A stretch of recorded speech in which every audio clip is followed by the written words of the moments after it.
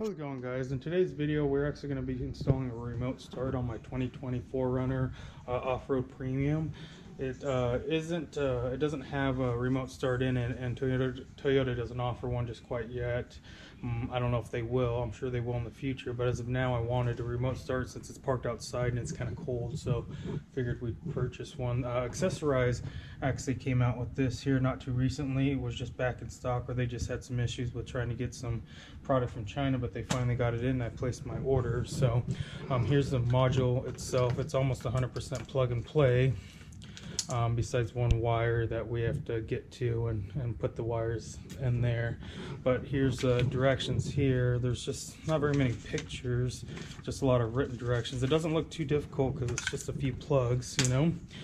It comes with this little pry tool here with their logo and stuff, some zip ties to zip ties the wires to clean it up, a little thank you for back processed by a U.S. veteran, a little business card if we have any issues to give them a call, and then a little warning vehicle. And then it came packaged in here. I was a little surprised.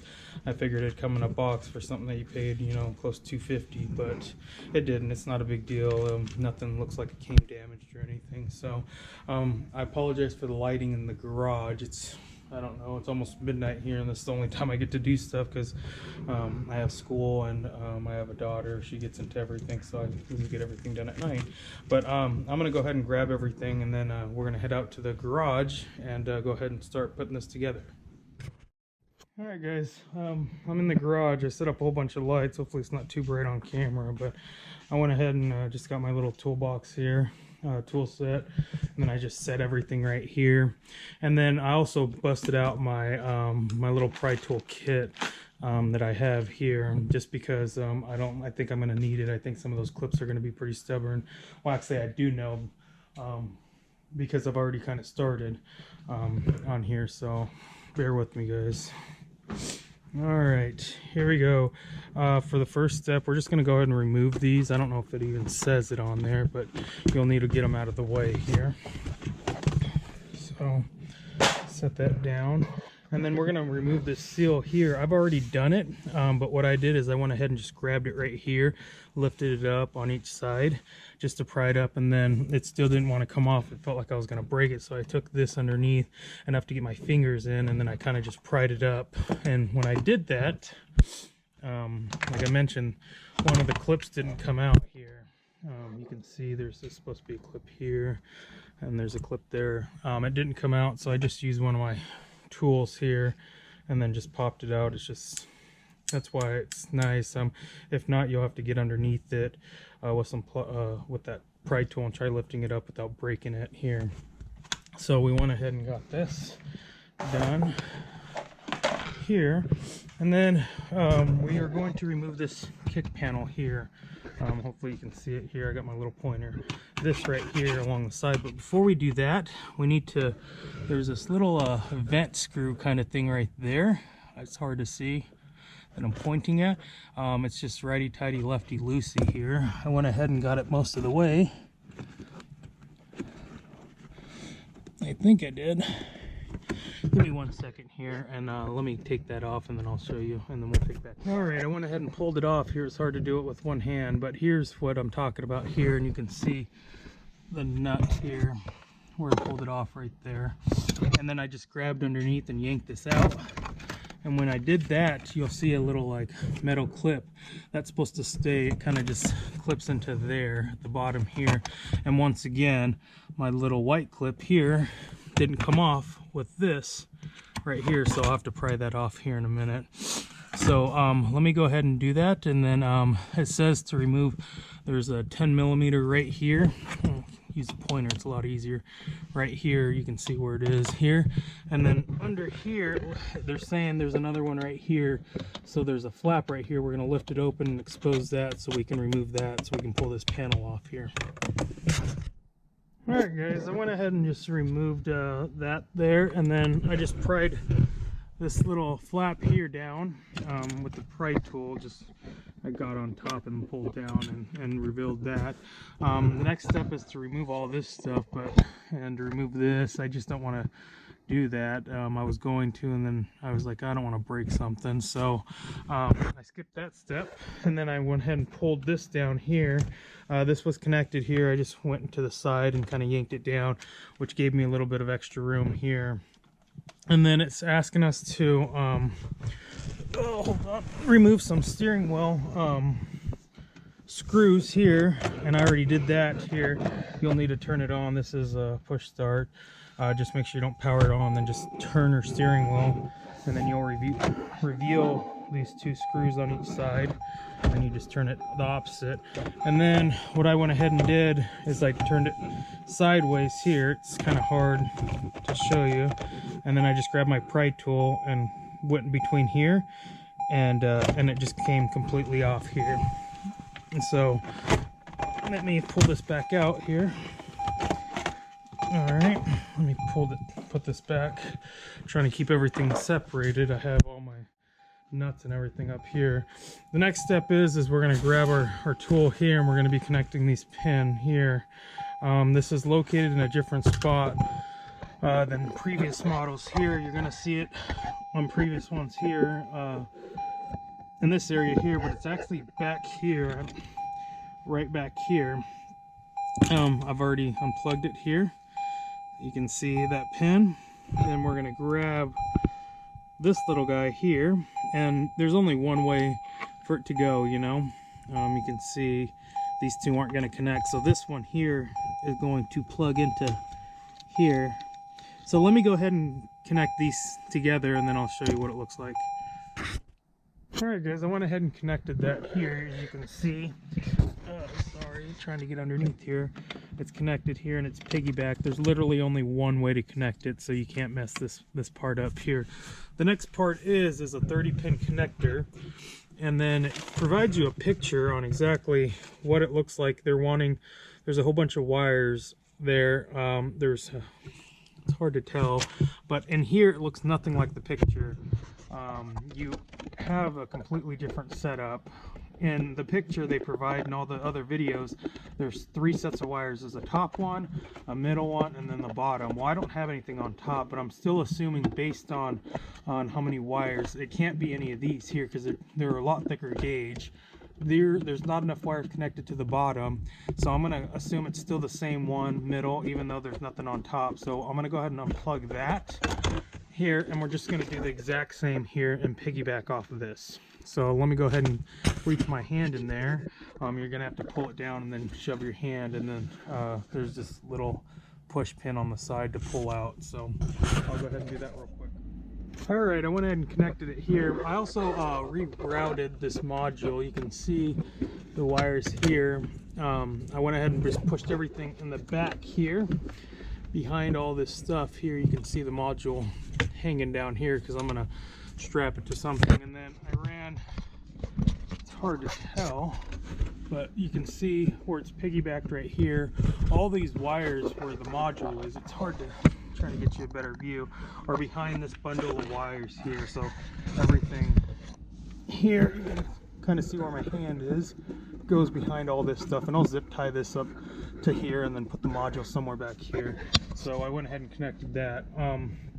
The next step, it's telling us we have to get behind this fuse box here. You can see there, they say this is the most difficult part, because we now have to connect, or we need to intercept some wires here and clip them, and that's located behind the fuse box.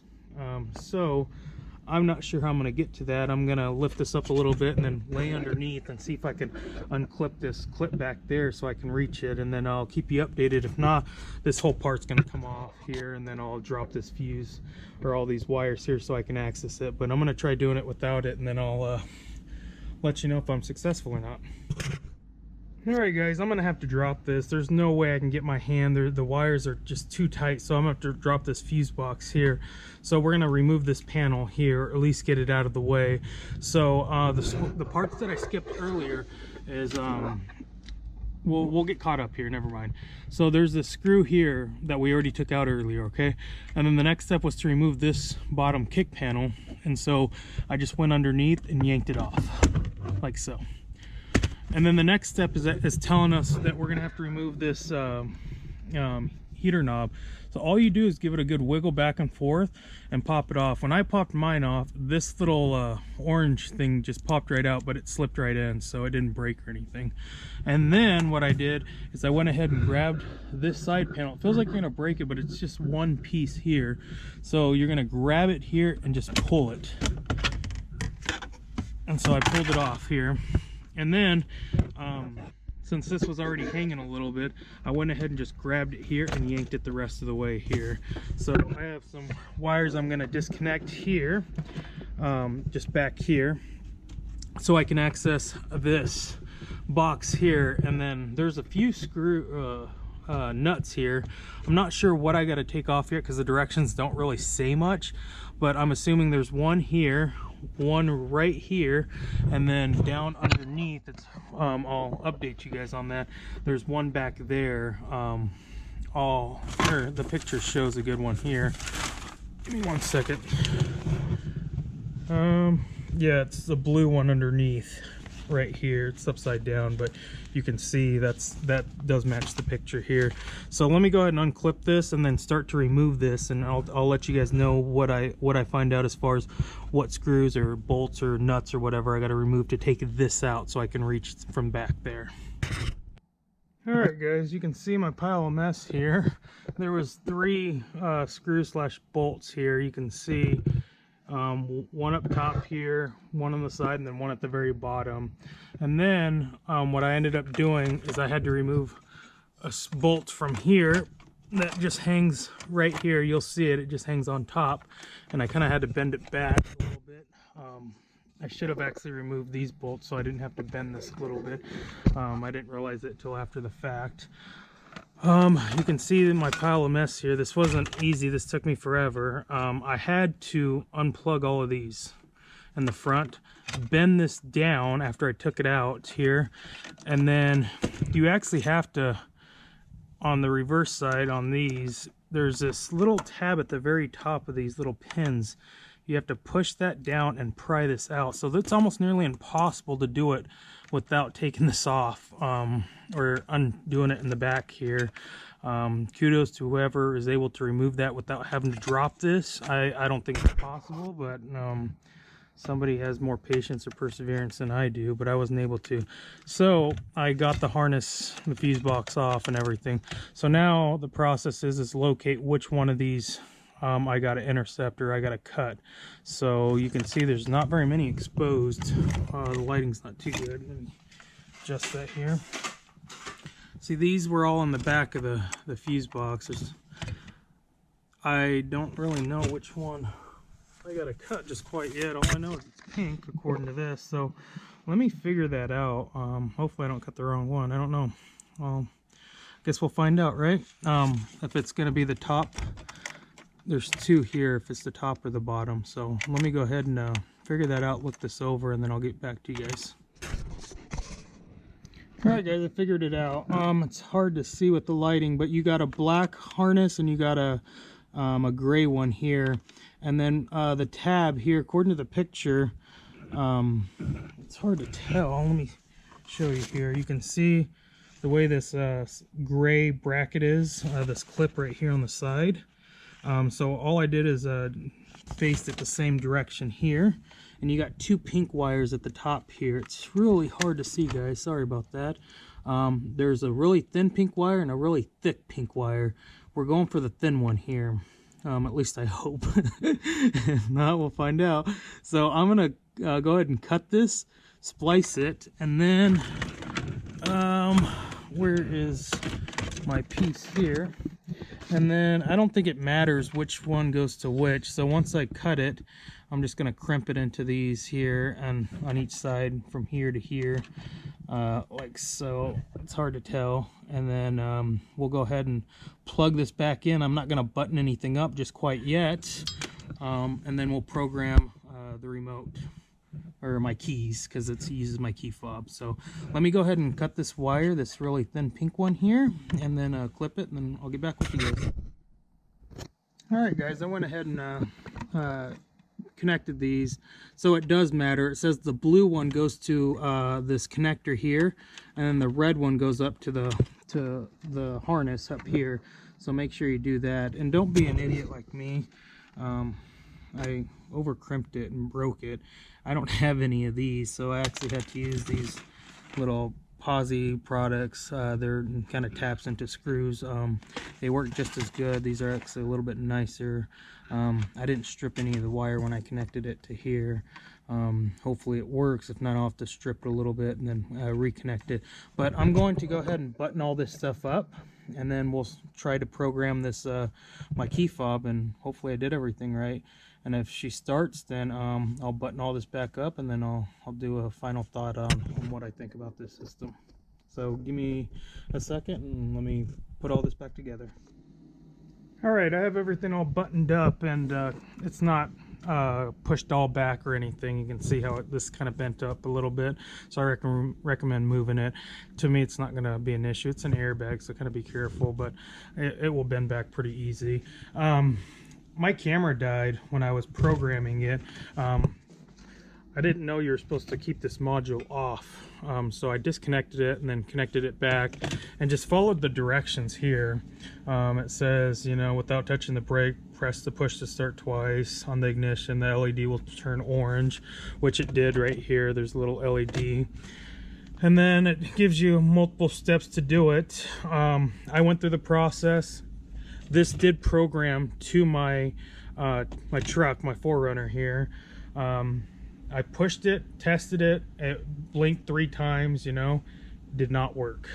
I was like, oh boy, I knew it was wrong. It was that intercept wire that, you know, that we tore up this entire dash for in the back, because you know how I that butt connector I showed you guys earlier, I bent it and then I used a new Posi thing. I knew, since it was really thin gauge wire, that it probably was messing up because it flashed on me. So I knew it was programmed, and so what that wire does is actually allows it to start. So I took it all apart again. You can see them all busted up. It's hard to tell. I took it all apart, and then I stripped the wire, reattached it, and then did it again, and I got it to work. So I'll show you. Here's my normal key fob here. I'm going to push this 3 times, and then you'll see it blink, and then it'll fire up. Let me crack open the garage here.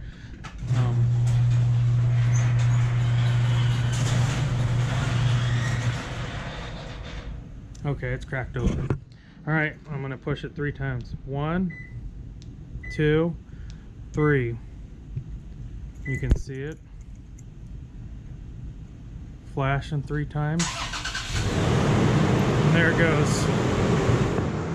And it turns off as soon as you open the truck, which there's nothing you can do about it. They all do that. So now that I know it works, I'm gonna button up this entire mess here.